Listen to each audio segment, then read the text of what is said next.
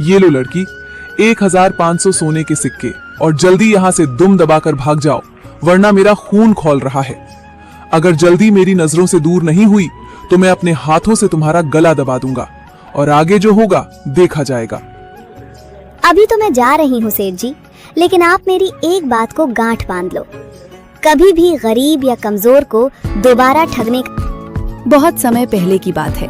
एक माड़ीपुर नगर गांव में बहुत ही गरीब और लाचार किसान अपनी बेटी के साथ रहता था। उसके पास जायदाद के रूप में एक टूटी झोपड़ी और एक पुराना कुदाल था, जिससे वो अपने पुरखों का जमीन जोतकर खेती किया करता था। स्नेहा बेटी, मैं खेत में काम करने जा रहा हूँ, और हाँ, मुझे आने में शाम हो सकती है, इसलिए तुम घर का सारा काम और खाना बनाकर तैयार रखना। मैं लौटते ही खाना खा लूंगा। और हाँ, तुम राह मत ताकना, ज्यादा रात हो तो सो जाना, क्योंकि इस बार फसल लगाना बहुत आवश्यक है। अब मैं चलता। लेकिन पिताजी, खाना कैसे बनाऊंगी? कल ही सारा राशन खत्म हो चुकी थी। अब अगर खाने को कुछ बचा है तो वो कल का 2 रोटी है। अब इसे मैं खाऊं या आप? नीरज के पास राशन खत्म हो चुका था और खाने को भी कुछ नहीं बचा था, बस 2 बासी रोटी बचा था। अब नीरज के पास 2 रास्ता था, या तो उसे खुद खा लेता या उसे अपनी बेटी को खाने को दे देता। स्नेहा बेटी, मुझे अभी भूख नहीं है, और जब खेत से लौटूंगा तब मैं कुछ जुगाड़ लगा लूंगा, लेकिन अभी के लिए तुम वो रोटी खा लो। अब मैं चलता हूँ, खेत में बहुत सारा काम है। इतना कहकर नीरज खेतों में निकल जाता है। नीरज को आज 2 समस्या सता रही थी।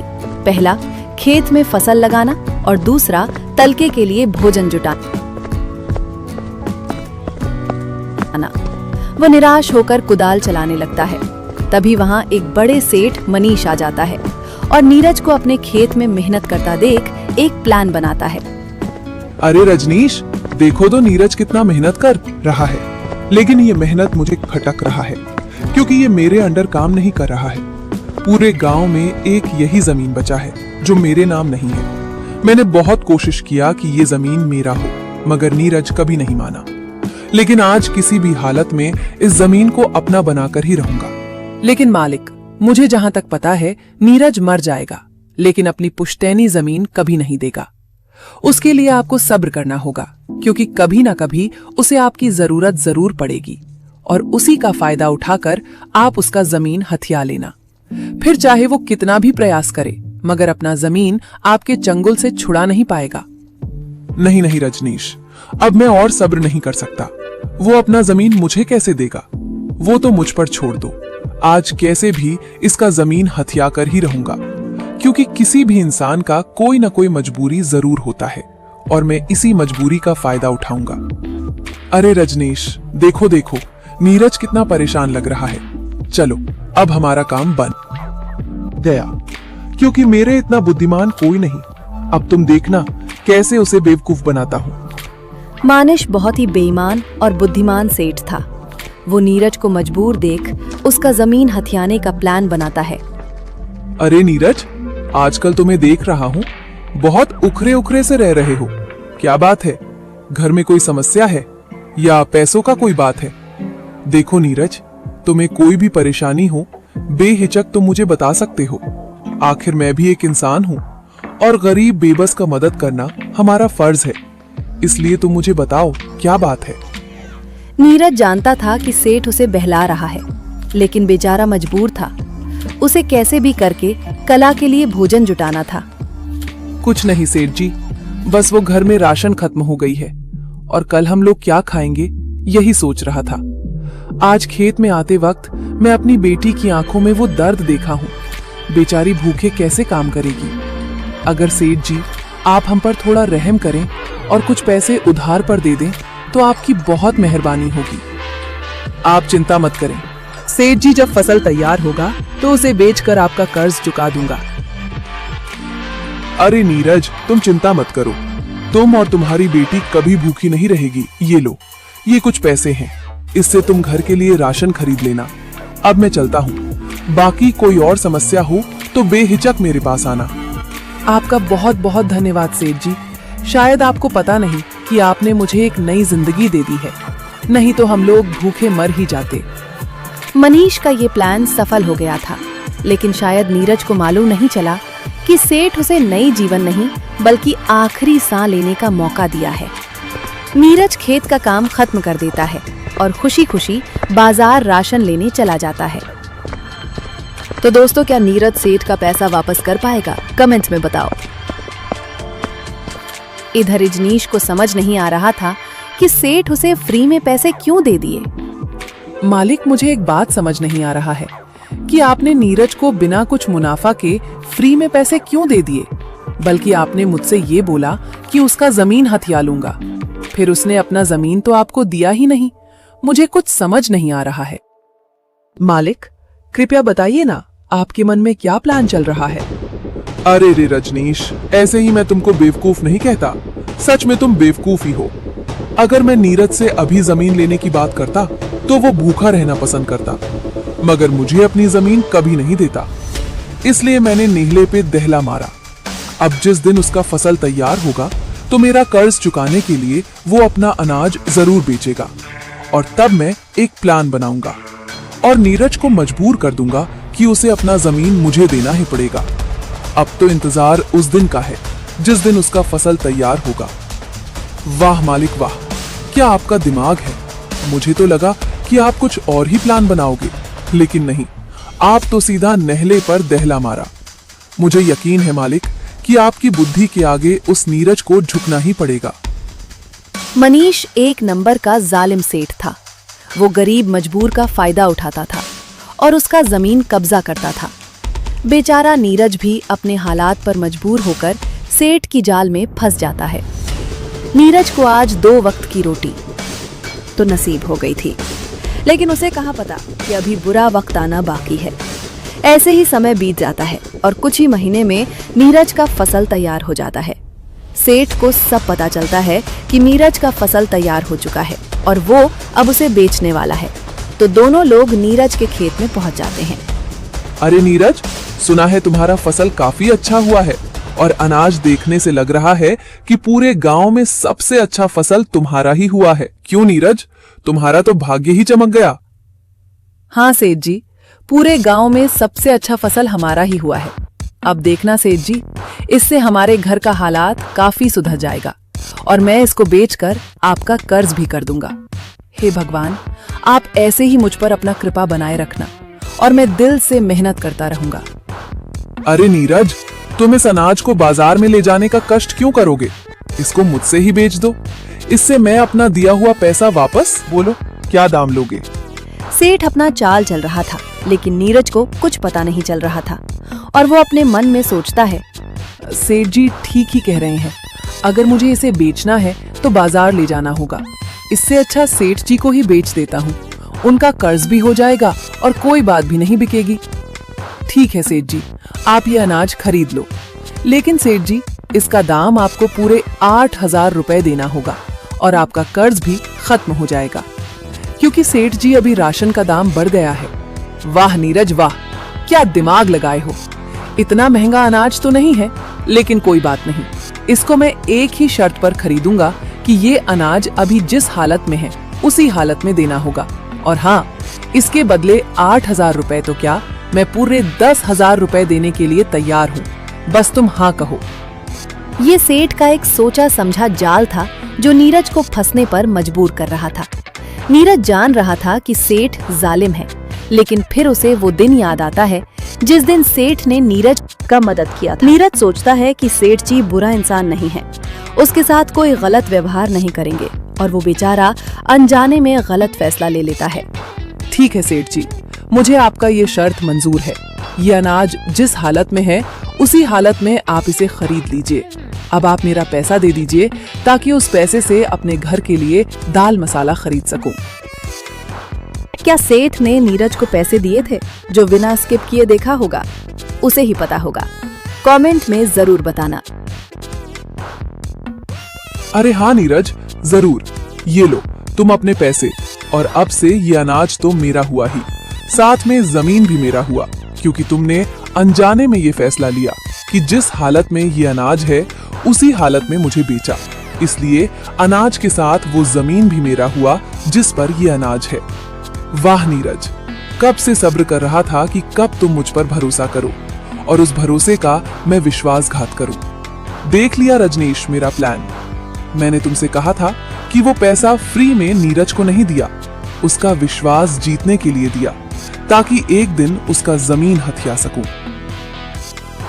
वाह सेठ जी वाह, आप एक गरीब का फयादा उठाए हैं।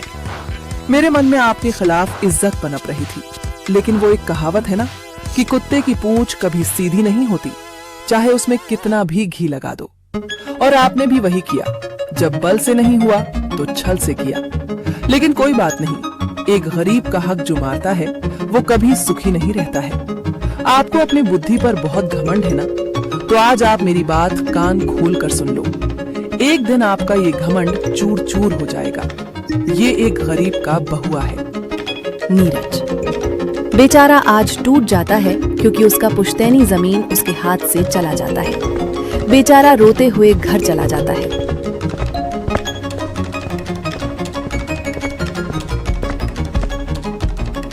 जब उसकी बेटी उसे उदास देखती है तो भारी मन से पूछती है, क्या हुआ पिताजी? आप तो सुबह खुशी खुशी घर से निकले और बोले कि बेटी हमारा फसल पूरे गांव में सबसे अच्छा हुआ है, और आप खुश होने की बजाय उदास हैं। साफ साफ बताइए पिताजी, क्या हुआ? नीरज अपनी बेटी को सारी बात बता देता है कि कैसे सेठ उसे धोखा देकर फसल के साथ खेत भी कब्जा कर लिया। स्नेहा जब सेठ की हरकत सुनती है तो उसे सेठ पर काफी गुस्सा आता है। आप चिंता मत करो पिताजी, अभी आपकी बेटी जिंदा है और उसके होते आपको कोई बेवकूफ नहीं बना सकता। चलो अभी सरपंच के पास और सारा फैसला वहीं होगा। स्नेहा एक सरपंच बैठाती है और पंच के सामने अपने पिता के साथ जो हुआ सारी बात बताती है। लेकिन सरपंच सेठ का मित्र होता है, इसलिए वो अपने मित्र का ही साथ देता है। सुनो नीरज, सारी बात सुनने के बाद मुझे ये लगता है कि सारी गलती तुम्हारी ही है, क्योंकि सेठ ने तुमसे शर्त रखा कि जिस हालात में अनाज है उसी हालात में खरीदेगा, चाहे उसे 8,000 की जगह 10,000 क्यों न देना पड़े। और तुमने चंद 2 पैसों के लिए उसका शर्त मान लिया और पैसा लेकर सौदा पूरा किया। इसलिए सारे पक्ष के लोग सेठ को सही और तुम्हें गलत ठहराते हैं। उस अनाज के साथ जमीन भी सेठ का होता है, इसलिए तुम हार चुके हो। सरपंच अपना फैसला अपने मित्र के पक्ष में ही सुनाया। स्नेहा भी अब कुछ नहीं कर सकती। दोनों लोग निराश हताश घर लौट आते हैं।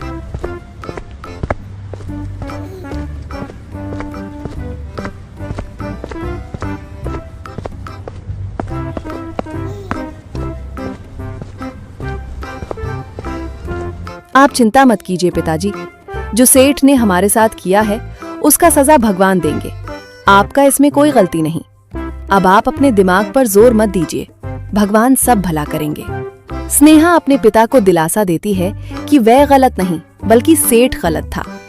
लेकिन नीरज खुद को ही कोस रहा था।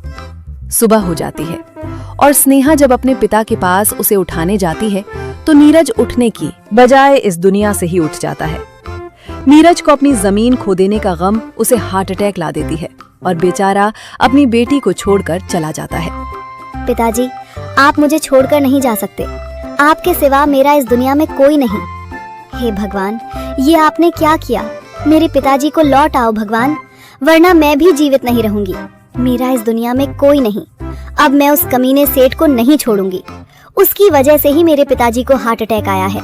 अब उल्टा गिनती गिन लो सेठ, बहुत हुआ तुम्हारा नाटक। अब तुम्हें एक पढ़ी लिखी लड़की से पाला पड़ेगा। स्नेहा कसम खाती है कि सेठ को बर्बाद करके ही छोड़ेगी। कुछ ही महीने बाद स्नेहा अपने पिता के बचे पैसों से एक ट्रैक्टर भाड़े पर लाती है और 10 बोरी अनाज भी। फिर उसे बाजार में बेचने निकल जाती है। लेकिन स्नेहा का टारगेट ही सेठ था, इसलिए वहां कोई ग्राहक राशन खरीदने आता तो उसे मना कर देती। कुछ ही देर में वहां सेठ पहुंच जाता है। में ही अनाज बेच रही है, क्यों ना इसे भी अपनी बुद्धि से ठगा जाए। सेठ स्नेहा को भी ठगने का सोचता है, लेकिन उसे कहाँ पता कि उसका पाला एक तेज लड़की से होने वाला है। अरे सुनो लड़की, मैं ये तुम्हारा अनाज खरीदना चाहता हूँ, भले इसका कोई भी दाम देना पड़े। तुम ज्यादा भी बोल सकती हो, लेकिन मेरा एक शर्त है। ये अनाज अभी जिस भी हालत में है, अगर उसी हालत में बेचोगी तो बोलो। अच्छा, तो ये सेठ अब मुझे बेवकूफ बनाना चाहता है। कोई बात नहीं, अभी इसे मजा चखाती हूँ। ठीक है सेठ जी, मैं इस अनाज को उसी हालत में बेचूंगी जिस हालत में ये अभी है, लेकिन हाँ, आपको मुझे पूरे 5,000 रुपए देना होगा। और मेरी भी एक शर्त है, 5,000 रुपए जिस हालत में होगा मैं भी उसी हालत में लूंगी। अब आप अपना फैसला बताइए कि आपको ये शर्त मंजूर है या नहीं। स्नेहा के बात सुनते ही सेठ मनीष चौंक पड़ता है, लेकिन फिर वो सोचता है, अरे इस लड़की को क्या पता। मैं किस हालत की बात कर रहा हूँ? ये तो अभी बच्ची है, मेरे बुद्धि के आगे सब फेल है। और ये लड़की भी थोड़ी देर बाद खून के आंसू रोएगी, बोलेगी कि किससे पाला पड़ा है। ठीक है लड़की, मुझे तुम्हारी शर्त मंजूर है। तुम इस ट्रैक्टर को लेकर मेरे घर पहुंचो। ट्रैक्टर के साथ सेठ के घर पहुंच जाती है। अब बोलिए सेठ जी, ट्रैक्टर का अनाज कहाँ उतार कर रखूं? अरे ओ लड़की, ये क्या बोल रही हो? शर्त भूल गई?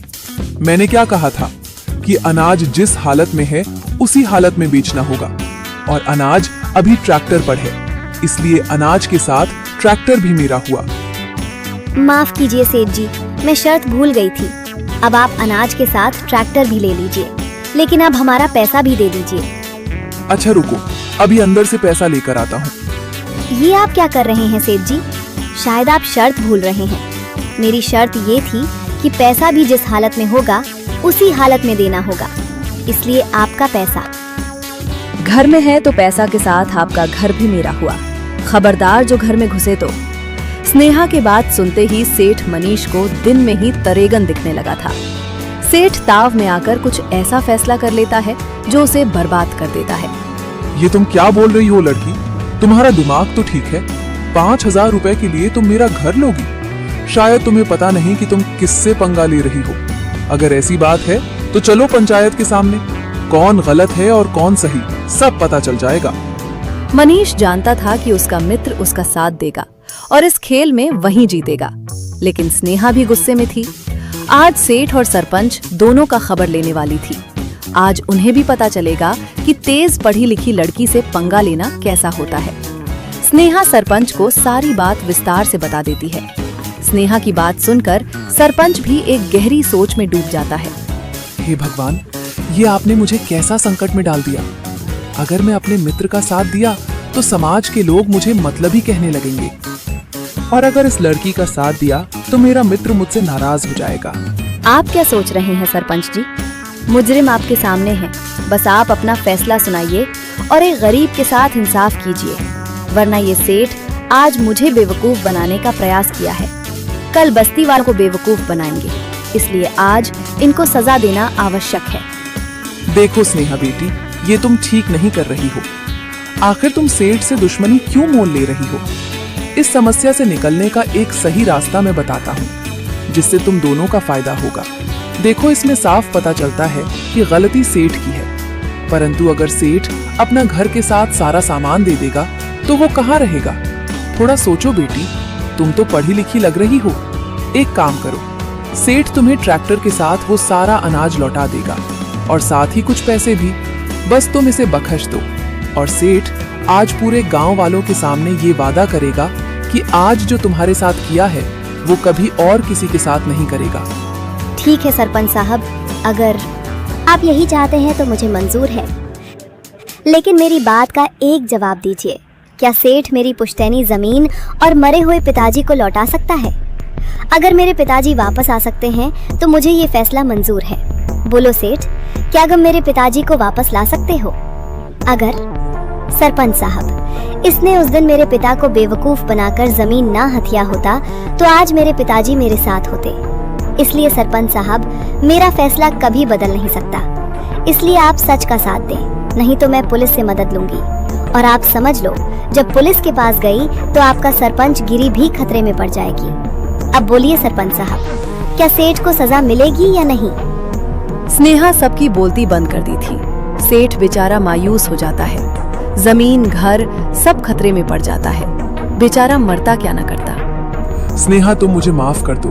अगर तुम मेरा घर ही ले लोगी तो मैं कहाँ रहूंगा? सारा रुपया पैसा उसी घर में है। तुम एक काम करो, मुझ पर रहम करो और 200 सोने के सिक्के और तुम अपना जमीन ट्रैक्टर ले जाओ, लेकिन पुलिस के पास मत जाओ। अब आए ना ऊंट पहाड़ के नीचे। क्यों सेठ, सारी अकड़ निकल गई या अभी और बाकी है? अगर तुम बचना चाहते हो तो 200 सोने के सिक्के नहीं बल्कि पूरे 500 सोने के सिक्के देना होगा, तब जाकर तुम इस समस्या से बाहर निकलोगे, वरना छोड़ूंगी नहीं। स्नेहा 500 सोने के सिक्के का डिमांड करती है। मरता क्या ना करता, सेठ को कैसे भी करके इस समस्या से बाहर निकलना था, इसीलिए वो मजबूरन 500 सोने के सिक्के दे देता है। स्नेहा सिक्के लेकर घर जा ही रही थी, तभी सेठ बोल पड़ता है। सुनो लड़की, आज तो तुम जीत गई, मगर ये मत समझना कि तुम मुझसे चालाक हो। इस गांव में कोई ऐसा नहीं जो मुझसे बुद्धि के मामले में मुकाबला कर सके। ये बकवास बंद कीजिए सेठ जी, अभी अभी आपको धूल चटाई हूँ और फिर आप पंगा ले रहे हैं। इसके बाद साफ पता चलता है कि मैं आपसे ज्यादा चालाक हूँ। अगर यकीन ना हो तो फिर से आजमा कर देख लो। अच्छा ठीक है लड़की, अगर तुम्हें इतना ही घमंड है तो लदी एक शर्त, हम दोनों एक एक किस्सा सुनाएंगे। अगर जिसका किस्सा झूठा और बेहतरीन होगा वो इस मुकाबले में जीत जाएगा। और एक बात, यहाँ जितने भी लोग मौजूद हैं, अगर जिनको भी किस्सा सच लगा वो हार जाएगा, और हम दोनों में से कोई एक दूसरे के किस्सा को झूठा नहीं कहेगा, उसे सच ही कहेगा। और हाँ, इस मुकाबले में अगर तुम जीती तो मैं तुम्हें पूरे 1500 सोने के सिक्के दूंगा, और अगर मैं जीता तो तुम्हें बदले में ये 500 सोने के सिक्के और जमीन देना होगा। बोलो, क्या ये शर्त तुम्हें मंजूर है? ठीक है सेठ जी, मैं इस शर्त को स्वीकार करती हूँ। मुझे यकीन है कि इस मुकाबले में मैं ही जीतूंगी।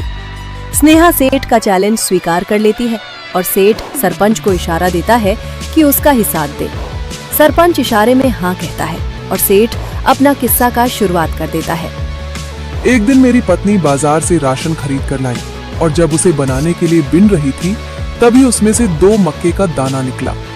मेरी पत्नी उसे आंगन में फेंक दी। तभी 2 हफ्ते बाद उस दाने से अंकुर फूट पड़ा और बड़े पेड़ का रूप ले लिया, और धीरे धीरे मक्के का एक घना बगीचा बन गया। उस मक्के के बगीचे में जो भी घुड़सवार जाता तो कई दिनों तक भटकता रहता और उस बगीचे से कभी निकल नहीं पाता। एक दिन ऐसा हुआ कि उस बगीचे में मेरा बकरी खो गया। काफी दिनों तक ढूंढा, लेकिन एक भी बकरी नहीं मिला। धीरे धीरे समय बीता। एक दिन फसल काटने का समय आया। मेरे सारे नौकर फसल को काट दिया, लेकिन फिर भी एक भी बकरी नहीं मिला। फिर मैंने तो मिलने का आशा ही छोड़ दिया।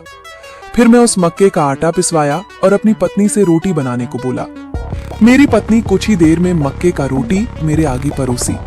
मैं यही सोच रहा था कि मेरी बकरी आखिर कहाँ खो गई, और मुश्किल से 2 कौर ही खाया होगा, और मेरे पेट में बकरी की आवाजें गूंजने लगी। इससे पहले कि मैं अपनी पत्नी को कुछ बताता, एक एक करके मेरे मुंह से सारी बकरियां निकलने लगी। ये देखकर मेरी पत्नी और मैं पूरा घबरा गए। बस सरपंच जी, यही मेरा किस्सा था। अब आप सब बताएं, ये किस्सा आप सभी को कैसा लगा? सेठ की कहानी सुनकर तुरंत सरपंच बोल पड़ता है। अरे ये क्या सेठ, ये कहानी मुझे बिल्कुल झूठा लग रहा है। ऐसी झूठी कहानी मुझे नहीं सुननी। तुम्हारे बातों पर जरा सा भी मुझे विश्वास नहीं है। क्यों गांव वालों? हाँ हाँ सरपंच जी, ये कहानी बिल्कुल झूठी है। ऐसी कहानी ना तो हम कभी सुने हैं और ना ही कभी देखे हैं। ये कहानी सरासर झूठा है, ऐसा कभी नहीं हो सकता। वाह वाह वाह, अब तो मेरा काम बन गया। जैसा शर्त था कि लोग कहानी को झूठा कहें, सो तो कह दिए। अब इस लड़की को मेरी कहानी सच बतानी होगी, तभी जीत पाएगी। सेठ बड़ी चतुराई से एक झूठा किस्सा लोगों को सुनाया। अगर स्नेहा को इस मुकाबले में जीतना है तो सेठ की कहानी उसे सच बतानी होगी, वरना बेचारी 500 सोने के सिक्के और जो जमीन वापस मिली है वो भी हार जाएगी। स्नेहा सोच में पड़ गई थी, लेकिन तभी उसके मन में एक ख्याल आता है। वाह सेठ जी वाह, क्या कहानी है। लोगों को भले ही ये कहानी झूठा लग रहा हो, लेकिन वास्तव में मुझे 16 आने सच लग रही है। और इतना ही नहीं सेठ जी, आप जैसे चतुर सेठ के साथ तो इससे भी मजेदार घटना घट सकती है। वाह लड़की वाह, तब तो मैं जीत गया। देख लिया सरपंच, अब तो तुम्हें मुझ पर यकीन हो ही गया होगा कि मुझसे तेज और चतुर इंसान इस गांव में कोई नहीं। चलो लड़की, अब तुम मेरा पैसा वापस करो और अपने घुटने मेरे सामने टेक कर ये बोलो कि तुम मुझसे हार गई और आज के बाद कभी मुझसे पंगा नहीं लोगी। ये क्या सेठ जी, आप तो बिना बारिश के बरस रहे हैं। मैंने कब कहा कि आप जीत गए? अभी आप लोगों ने मेरा किस्सा तो सुना ही नहीं। पहले किस्सा सुन ले, फिर फैसला करना कौन जीता और कौन हारा। स्नेहा की बातों में सभी पंच के लोग हामी भरते हैं, अपना किस्सा सुनाने को कहते हैं। स्नेहा अपने मन को शांत करती है और अपना किस्सा आरंभ करती है। एक बार मैंने सरपंच जी गांव के बीचों बीच रुई का बीज बोया और आप यकीन नहीं करेंगे, कुछ ही दिनों में वहां एक बड़ा विशाल पेड़ उग गया और गर्मी के मौसम में पूरे गांव को अपनी छाया में बिठाकर ठंडी ठंडी हवा खिलाया। और जब उस पेड़ में बहुत सारे रुई लगने लगे तो मैं उस रुई को अपने बड़े भाई को दे दिया और कहा कि भैया इस रुई को शहर ले जाकर अच्छे दामों में बेच कर आए। मेरे भैया उस रुई को एक थैले पर लादा और शहर निकल गए। लेकिन वो जिस रास्ते से निकले उसी रास्ते में सेठ जी का मक्के का बगीचा था। वो बगीचा में ही गुम हो गए और जब सेठ जी अपना बकरी ढूंढने मक्के के बगीचे में गए तो उन्हें मेरा भैया दिखाई दिया। सेठ जी अपनी निर्दयी दिखाई और बकरी गुम होने का गम में अपने नौकरों के साथ मिलकर मेरे भैया का कत्ल कर दिए। क्यों सेठ जी, आपने ऐसा क्यों किया? मेरे भैया आखिर आपका क्या बिगाड़े थे जो आपने उनको मार डाला? सरपंच जी, इन्होंने ही मेरे भैया को मारा है। आप इनसे पूछिए कि मैं सच बोल रही हूँ या झूठ। बस स्नेहा के इतना कहते ये सब के होश उड़ जाते हैं। अगर सेठ हाँ कहा तो खून के इल्जाम में फंस जाएगा और अगर झूठ कहा तो स्नेहा इस मुकाबला में जीत जाएगी। सेठ के सामने अंधेरा छा गया। अब वो करे तो क्या करे? आगे खा तो पीछे गड्ढा। क्या हुआ सेठ जी, किस सोच में पड़ गए? हार मान गए? अब तो आपको पता चल ही गया होगा कि बुद्धि के मामले में आप मुझसे कमजोर हैं और शर्त के अनुसार झूठ बोलना हारा हुआ माना जाएगा। इसलिए आपने मेरी कहानी को झूठा बोला, इसलिए मैं जीत गई। अब आप अपने वादे के अनुसार 1500 सोने के सिक्के मुझे देने का कष्ट करें। सेठ मजबूरन स्नेहा को 1500 सोने का सिक्का दे देता है। ये लो लड़की, 1500 सोने के सिक्के और जल्दी यहाँ से दुम दबाकर भाग जाओ, वरना मेरा खून खौल रहा है। अगर जल्दी मेरी नजरों से दूर नहीं हुई तो मैं अपने हाथों से तुम्हारा गला दबा दूंगा और आगे जो होगा देखा जाएगा। अभी तो मैं जा रही हूँ सेठ जी, लेकिन आप मेरी एक बात को गांठ बांध लो, कभी भी गरीब या कमजोर को दोबारा ठगने का प्रयास मत करना। और एक बात, कभी भी किसी को बच्चा समझकर अक्ल के मामले में कोई शर्त मत लगा लेना, वरना वो दिन आपके जीवन का आखिरी दिन होगा। मनीष सेठ को मोहम्मद जवाब देकर सीधा अपने घर चली जाती है।